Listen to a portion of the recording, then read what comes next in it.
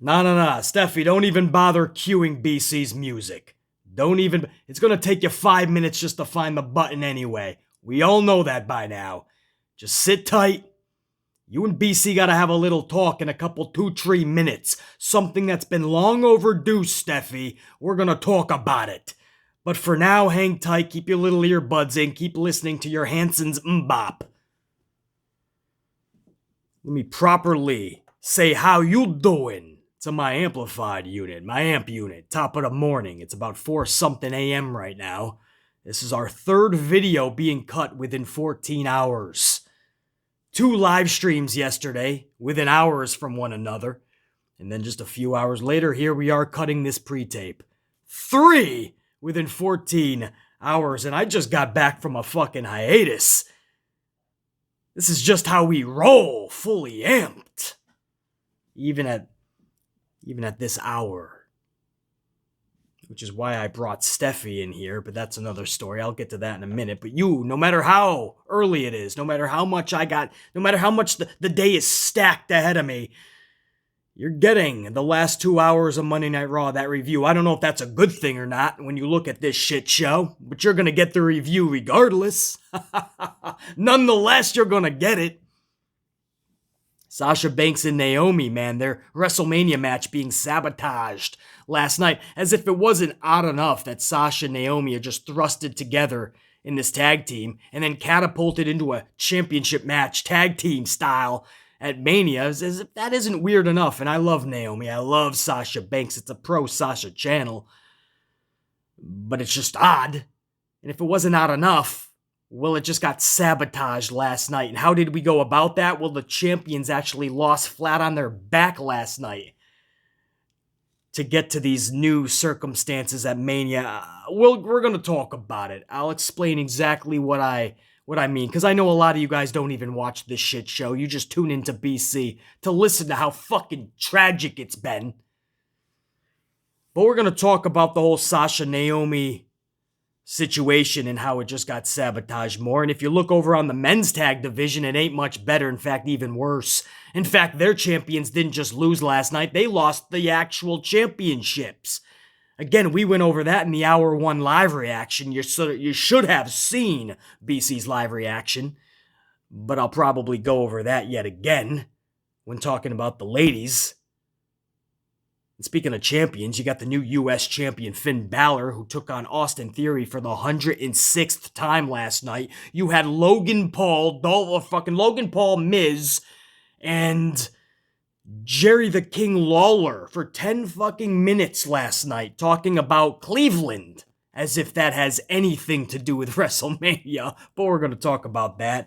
You want to talk about there being no real brand split anymore? Well, how about having the NXT champion come on over and having an NXT storyline be one of your main stories going into Mania season? An NXT storyline with the NXT champion. Yeah, that screams WrestleMania season for the main roster. We're going to talk about it. And Kevin Owens finally, officially calls out Stone Cold Steve Austin. We're going to talk all about this coming up. But first, I got to have a little, and I'm going to do this on air, man, because this needs to be done. Steffi! Yeah, can you take that out? At least the left one, right? Just take it out. Or the right. Just take one of those out. Just rip it right out. Yeah, you got to pull it. There you go. She's pushing it in more.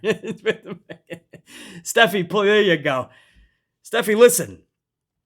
For those of you that are just fucking tuning into the channel, you're a new subscriber. Steffi is like my 4th assistant within 2 months. I've been needing an assistant lately. BC's been taking on a lot of extracurricular activities, outside endeavors.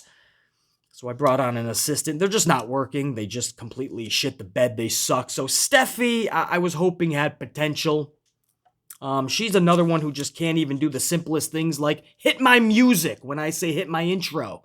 Or when I'm ending a video or a live stream, just hit my music. Play me out, right? No. Steffi can't even do that. So this has been a long time coming. I brought Steffi in here early on this Tuesday morning to do 3 main things, right? Prep my Raw notes, make sure they're ready to rock. Set up all my business meetings for later in the day, and most importantly, get my fucking coffee. It's early. There's no Starbucks. There's no Dunkin's. Get my fucking coffee ready. Right? It's got to be one of those fucking homemade coffees, so just prep it for me. It's a simple task, man. You're my assistant. That's all you got to do. Now I got to ask, Steffi, you paying attention? She put the fucking earbud back in. Can you keep one of them out? Pull it. No, not push. Pull it. There you go. Pull it. You can hear me now, right? Steffi, I asked you to get me my fucking coffee, right? Why do I have a tea in my hand? Why is there a fucking tea? I asked for a fucking coffee. I have a tea. She made me a tea. She thought it was a coffee. What's that? Oh, you're sorry. She's sorry.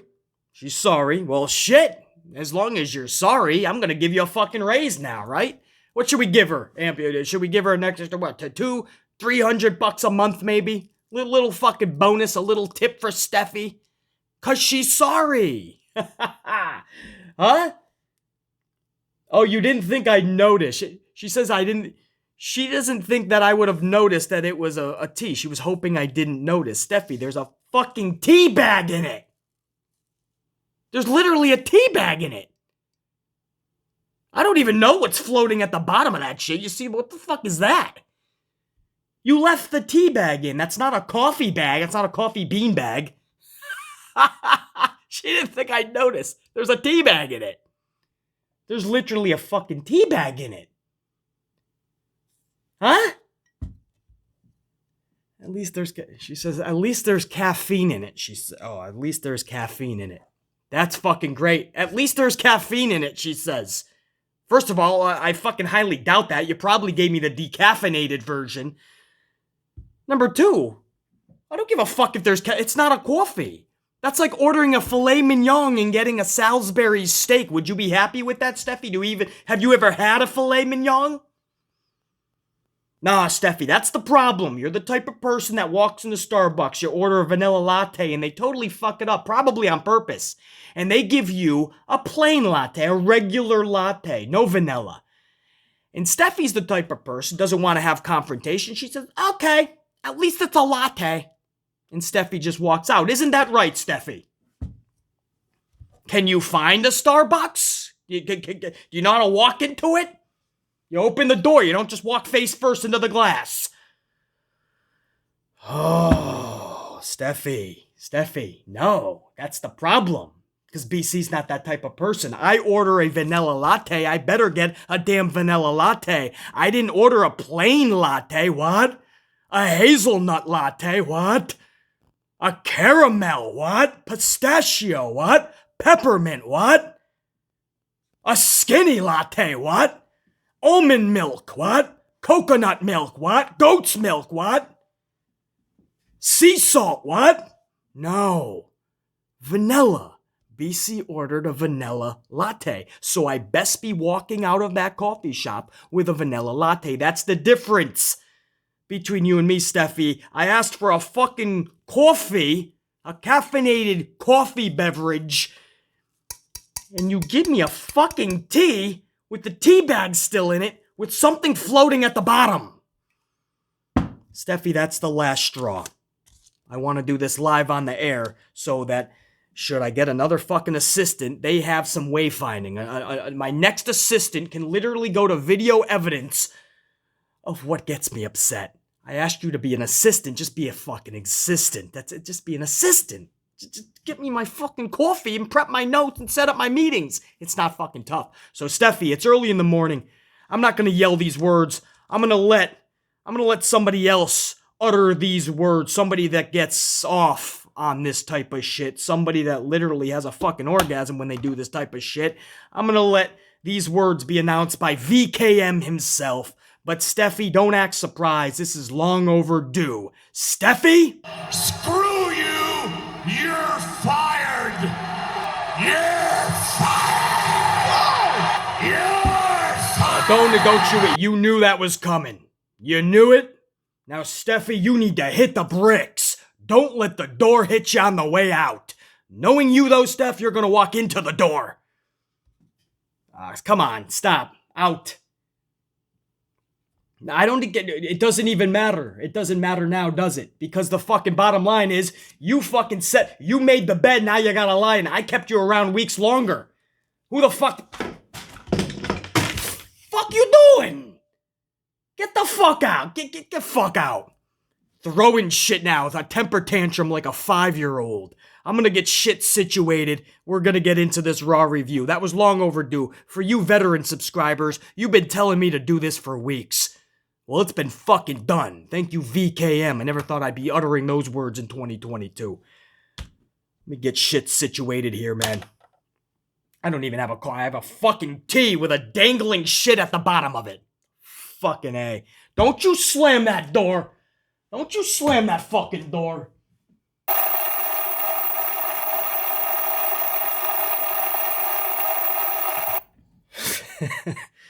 Alright, so on Steffi's way out, man, she threw a little bit of a temper tantrum, yelling, slamming doors, throwing shit.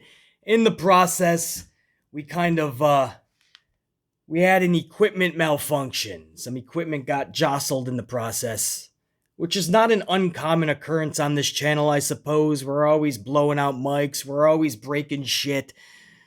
But Steffi will be seeing that in her last paycheck, I assure you. That paycheck is going to be a lot lighter.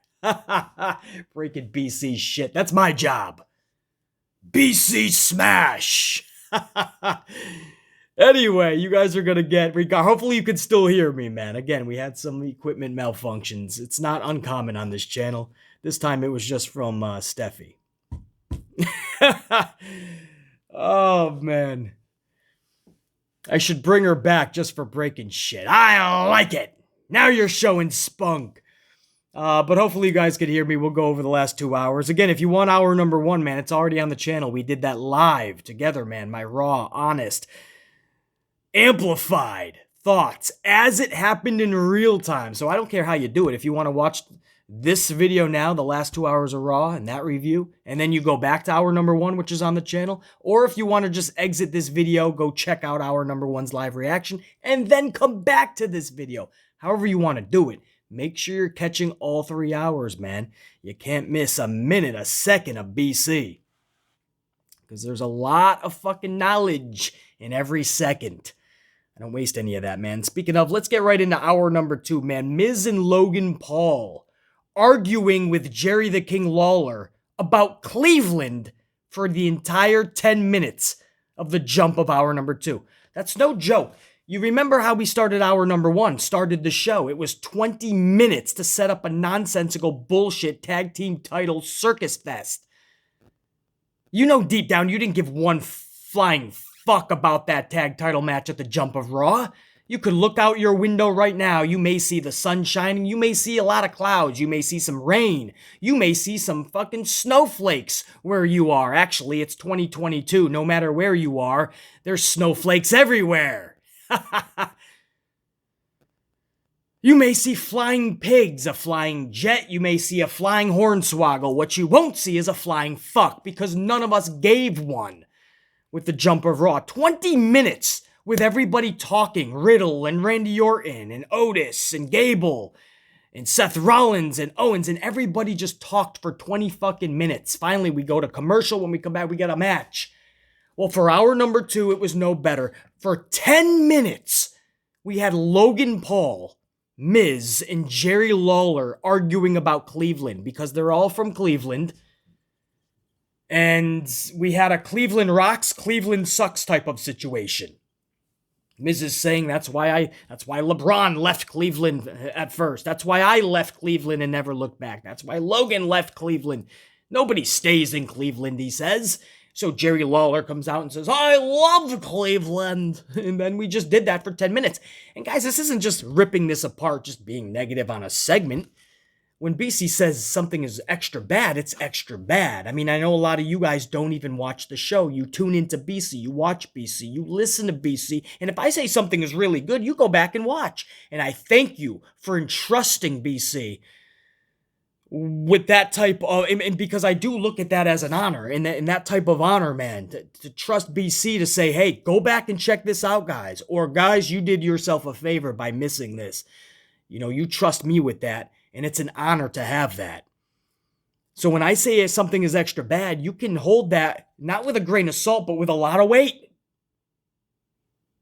This was extra bad. I'm not just ripping it apart. If you don't, go back and watch it yourself if you do not believe that BC is being accurate in this assessment.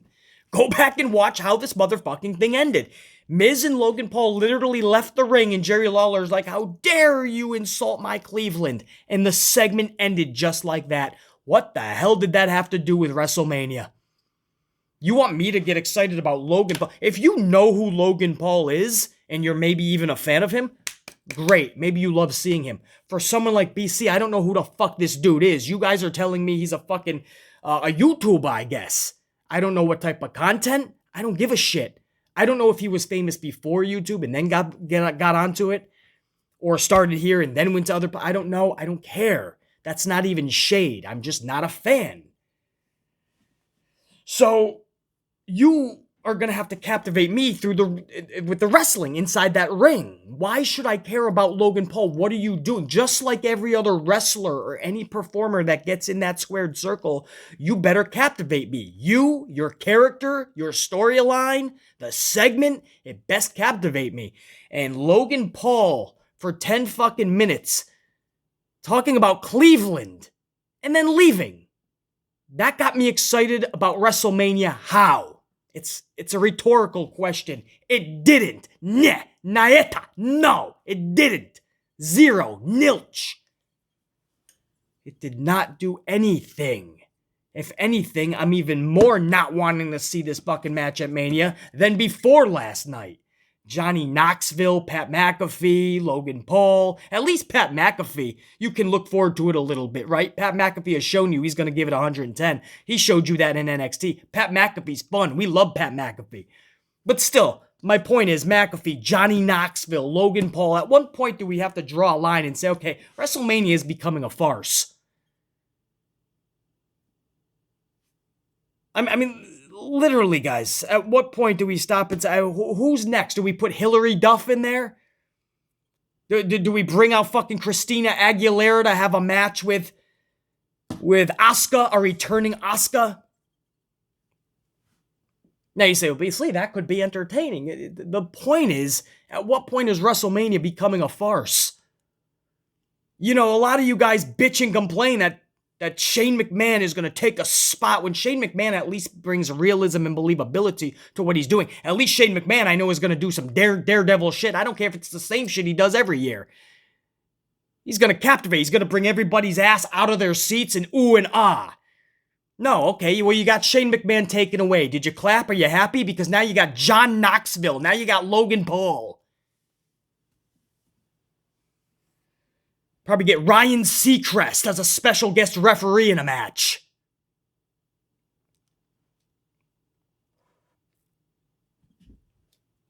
I couldn't stand this segment. And when it was all said and done, I'm like, what the fuck did you... For 10 minutes, you talked about Cleveland, and then you left? And Jerry Lawler, of all people, are in the ring? And then we go into Dolph Ziggler, who I believe is also a Cleveland kid, is he not? I thought Dolph was also from Cleveland, but Dolph comes out next. He's got a match. He's in a tag team with Robert Roode, the Dirty Dogs, and they took on Bron Breakker and Tommaso Ciampa. That's right, the NXT champion Bron Breakker. And they carried the storyline that he has with Dolph. They'll be actually going for the title tonight for NXT in that championship. That's actually tonight. So they brought that whole storyline over to Raw. The problem is it's WrestleMania season. You should be fighting segments. Like, you should literally have so many awesome segments planned that all of them can't even make the show. I mean, it's WrestleMania season. I mean, you got to pick and choose which awesome segment is going to... No, they're starving for segments because they put no care into WrestleMania just like every other event. How tragic is that? This is fucking WrestleMania. No thought at all. They're literally having filler like Miz, Logan Paul, and Jerry Lawler. It's filler. 20 minutes to start the show talking about the tag title match. That's not building anticipation. It was boring as fuck. But it's filler.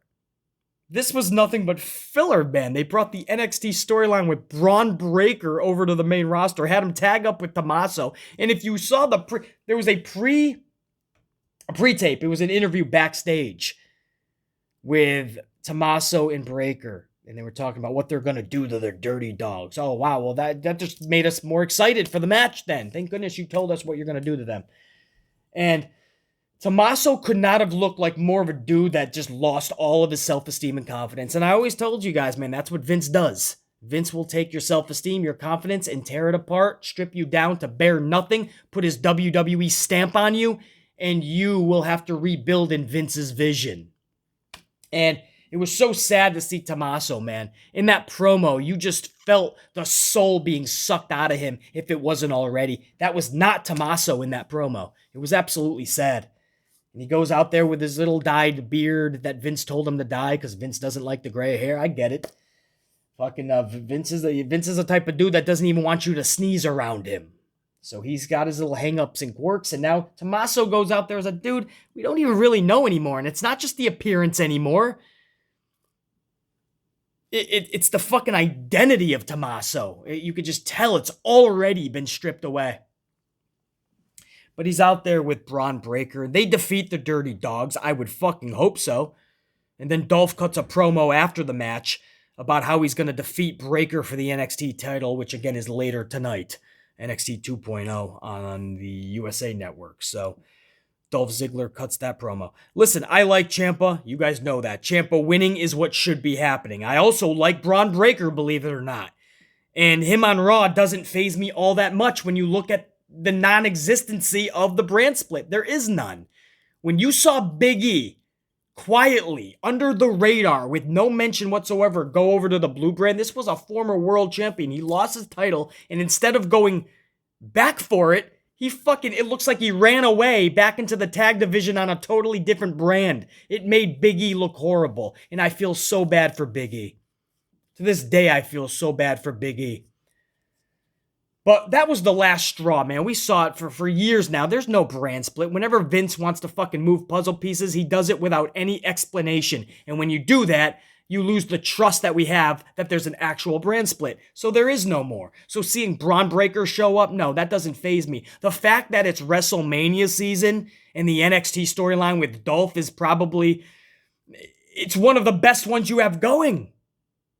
For anybody that watches 2.0, it's actually not a bad show. I know it's not like the original. I'm a fan of the original. I get it. But 2.0 gets a bad rap. It's actually a pretty decent show, and that's a good storyline that Dolph has done. Since Dolph has gone over to NXT 2.0, him and Bron Breakker have been involved in some good shit. It's sad that that's one of the brightest spots of a 3-hour main roster Raw show heading into Mania in 4 weeks. It's fucking sad that Bron Breakker had to bring some fucking excitement. So I like Ciampa. He should be winning. Bron Breakker on Raw doesn't faze me anymore. Big E, that was the last straw that broke the camel's back. I'm done with the whole brand split as it is. You can even add NXT into the fucking fold.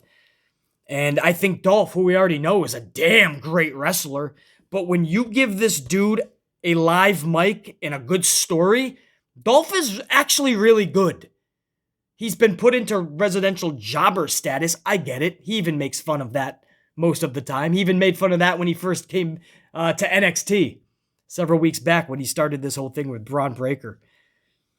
But Dolph is really good, man. It's just sad that it's WrestleMania season. There's 4 weeks out for Mania, and we're filling our Raw program with NXT storylines because that's what this is.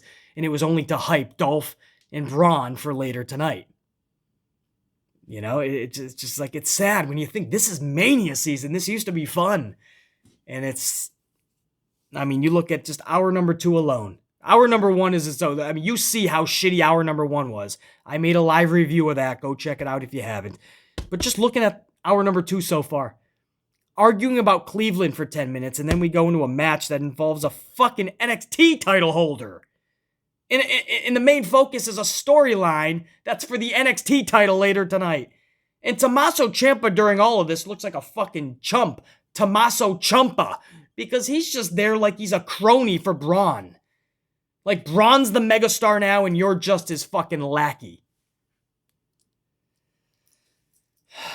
Omos ends hour number 2 defeating Apollo in a squash format. Post-match, we had a face-to-face briefly, between Omos and Commander Sneeze. At first, you're thinking, wow, two giants, that could be fun. And then you're thinking about who it is, Omos and Commander Sneeze. And you're like, please, no. I don't even want to see that at the local bingo hall. And when did Omos go face, by the way? Was it after the breakup with AJ Styles? Is that what you're going to tell me? Obviously, it was during the whole AJ Styles breakup. Omos came out as the good guy. And now AJ Styles is also going to be a good guy because Edge turned on him. So, you see, BC? No, I'm not buying that shit, man. Please, that whole debacle was botched from the jump. They should have never been in a tag team. Vince McMahon wanted AJ Styles to hold the hand of Omos so he's not as green anymore, right? And hopefully in a few months, Omos can be a really good wrestler. Well, that AJ Styles, one of the best wrestlers in the world, could not even do that for you, Vince. There's no entity from high above that can work that type of miracle to make Omos a good wrestler within a 5-year span. So I felt bad for AJ Styles. Not only was he put to that task, it's unthinkable. It's unobtainable, that goal. You're not going to make fucking Omos a good wrestler in a fucking year. But number 2, he had to be tied at the hip with Omos. And then the breakup was just as tragic. It didn't even lead to anything. The whole culmination of their breakup was in the middle of a Monday Night Raw where Omos squashed AJ Styles. Awesome. And you're telling me that during all this, Omos became a face? You give a fuck about Omos? You're supposed to look at Omos as the next Big Daddy Cool Diesel or the next Sid Justice, Sid Vicious? It's gonna take more than just a big dude, bro. You better give BC a reason to give a shit about this big dude. I'd say that about somebody 4 foot tall, and I'll say it about somebody 8 foot tall. I don't give a fuck. You better give me a reason to give a shit about you. Same thing I say about great wrestlers, right? Technical wrestlers, aerial assault wrestlers, catch as catch can. No matter which wrestler you are, we got a million great wrestlers in the world today. The wrestling is not an issue today. Wrestlers have such athleticism and skill sets and talent, but you still got to give me a reason to give a fuck.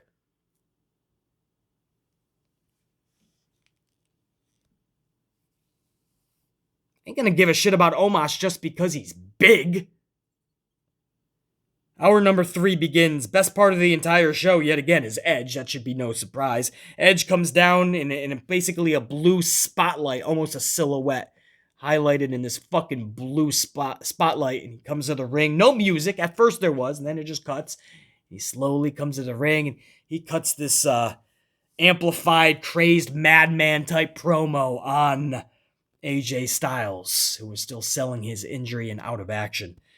Just beautiful and brilliant, but everything Edge does is usually fucking solid gold. And then we go into Liv Morgan and Rhea Ripley. They defeat champions. I'm going to say that again because I love Liv Morgan, I do. Rhea Ripley, not so much. I'm just not a fan. It's not shade. I just don't get Rhea Ripley. It's kind of cringeworthy what they have done to her, and just seeing her, it's not working for BC. If it is for you, awesome. But I love Liv Morgan. But they defeated the champions, Zelina Vega and Carmella. That should be a problem for you. Champions should not be losing until they lose the fucking titles, and hopefully that's at a pay-per-view. Try telling that to fucking Alpha Academy in the way they were booked last night. But Zelina and Carmella, they lose this match as champions, man. Mella just gave up because her mask was taken off or she felt like she was hitting the nose. So she runs over to Corey Graves and they like cuddle with a Snuggie and their own fucking tea. Right? They got their fucking tea and Snuggies and they're watching the rest of the match. Why Zelina has to fight 2 fucking people. And Zelina took a nasty riptide and she was rolled up like a fucking flipped pancake by Rhea, and Zelina loses the match. So the stipulation here, man, the stip was that if Liv and Rhea win, they are added to the Mania title match with Sasha and Naomi versus Zelina and Carmella. So now it's a triple threat schmaz tag match. Sound familiar? We just did it with the men an hour earlier. They started the show with a triple threat tag title men's match. And they're doing the same exact thing with the women. Why? It's already odd enough that you're taking my girl Sasha and my gal Naomi, you're thrusting them together and catapulting them into this weird tag title match at Mania. Hey, at least it looks like they're going to pick up a W. At least they're going to be at Mania. You never know with Vince. With talent like Naomi and Sasha, it's damn criminal that we have to beg for a tag match even. But as if it wasn't weird enough to just take Sasha and Naomi, thrust them together, and catapult them into a title match, now it's sabotage. Now there's another team in there. So now it's not even going to be like they just won the titles 1-on-1 or 2-on-2 in a fucking straight up tag match. No, now the lines are blurred, right? The waters are muddied. And now we have another whole team. So now there's going to be excuses and the blame game, and you didn't win it fair and square. So now Sasha and Naomi can't even have a fucking solid moment. It wasn't even going to be that big. It's tag titles, let's be honest. And they're irrelevant already. But now the lines are fucking blurred more and the waters are muddied. I don't like this at all. It's a disservice and an injustice to Sasha and Naomi, as if it wasn't already. And it makes the match worse. It's too many motherfuckers in there. It becomes a circus. I hate schmazes.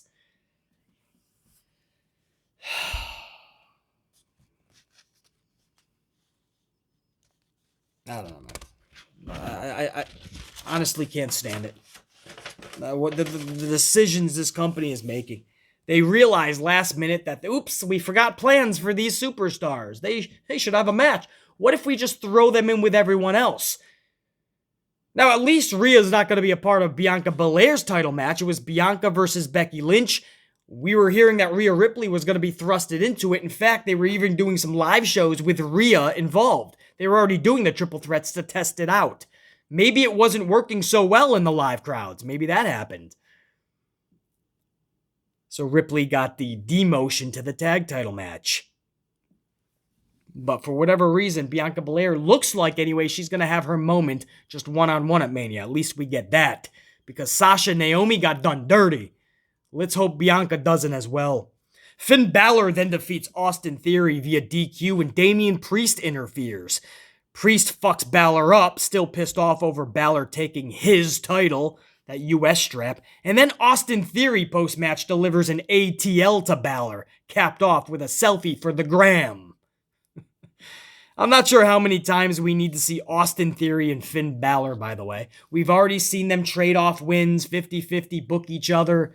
And there they are again last night. Does Vince forget that he already booked that match 10 times? Or does he just not give a fuck? Or is he just hoping that we forget? Kevin Owens ends the show talking about his only path to WrestleMania, which is a huge KO show with, in his words, a low life from Texas. That was what KO said. He says it's not JBL, it's not Booker T, it's not Shawn Michaels. He challenges Stone Cold Steve Austin. What? I said Stone Cold Steve Austin. What? What? Steve Austin. And while we've spoiled that 2 weeks ago, we've already talked about that. BC has talked about this in great length. My people confirmed that. So I knew that the sources that we were hearing from, they were accurate, man. My people are usually on the money. That's what still boggles my mind about this whole Cody Rhodes thing. Even my people can confirm the sources.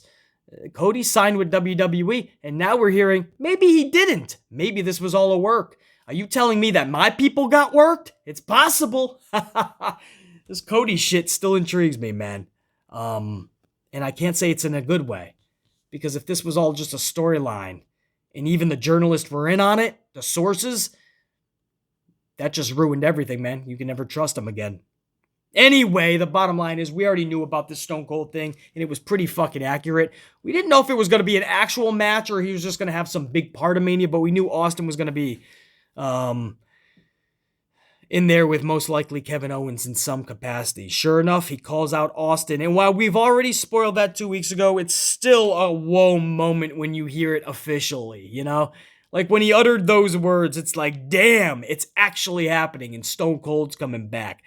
It's sort of misleading, though, as it's being hyped up like it's a match, right? The way they're hyping it up, it's like a match, and Owens just challenged him to a match. But it's not. It's a KO show. At least that's what I gathered from it. In fact, after he challenged him, he drops the mic and Stone Cold's music played and they showed a graphic of Stone Cold on the KO show for WrestleMania with a question mark. Like, is Stone Cold going to accept the invitation to the show? So, it's being hyped up like it's a match, but it's just a KO show appearance. So I hope you guys understand there's a major difference there, man. And I don't know if that's going to change. Or maybe Austin says, no, I don't want to be a part of the show. I want your ass in a match. Maybe they go about it that way. So basically, it's the same as Austin just making a surprise appearance and delivering a stunner. The only difference is this is pre-announced. But this is something that we've seen Austin do in the past and many others, right? You're at WrestleMania, it's after a match or something, or somebody just came out to do something silly, and Stone Cold's music plays and he gives a stunner. It's the same thing, only they're announcing it. So instead of having a surprise, they're announcing it. So, I don't know, man. It's always great to hear Stone Cold's name announced. It's always good to know that we're going to see him. But when you start hearing the rumblings, you're like, hey, maybe they're going to do this in a cool way. This was weird. He announces the name and then they just shatter the glass and then all of a sudden they have a graphic on the screen and the show just ends. I don't know, man. Still, with nobody feeling like, I'm going to be straight up with you as I always am, with nobody on that roster feeling like a larger-than-life wrestler, fuck superstar, a larger-than-life wrestler, Stone Cold involved in any way was a welcomed announcement last night. Because again, you just get that feeling like there's just nobody that walks through the curtain that gives you that feeling like, damn, this is awesome. Nobody gives you that feeling, man. And no matter, and we respect most of them. Seth Rollins comes through the curtain. We don't get that feeling like we got when The Warrior or Hogan or Austin or The Rock or The Undertaker came out. We don't get that with Rollins. We don't get that with Kevin Owens. We don't get that with Apollo or Omos. We don't even get it anymore with AJ Styles. How sad is that?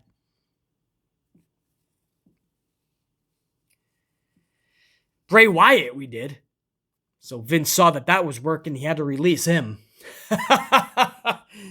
Edge, maybe. But there's no real larger than life. So when you hear Stone Cold, I know, it's sad that, that's classic Vince McMahon. Screw WWE. Just like back in the day, we got the F out, WWF, and it became WWE. You can get the E out because this is WWB. Like B and BC, you see through the barbed wire. WWB. We won't build. That's Vince McMahon. He won't build new stars. So it's to the point where he knows you're gonna get a pop when you see fucking Brock come out, or a Goldberg even, or a fucking Stone Cold Steve Austin, or Lita. Of course we're gonna pop. It's refreshing to see an actual star come through the curtain. And that's your Raw review, man. Not happy with this show. I haven't been for years.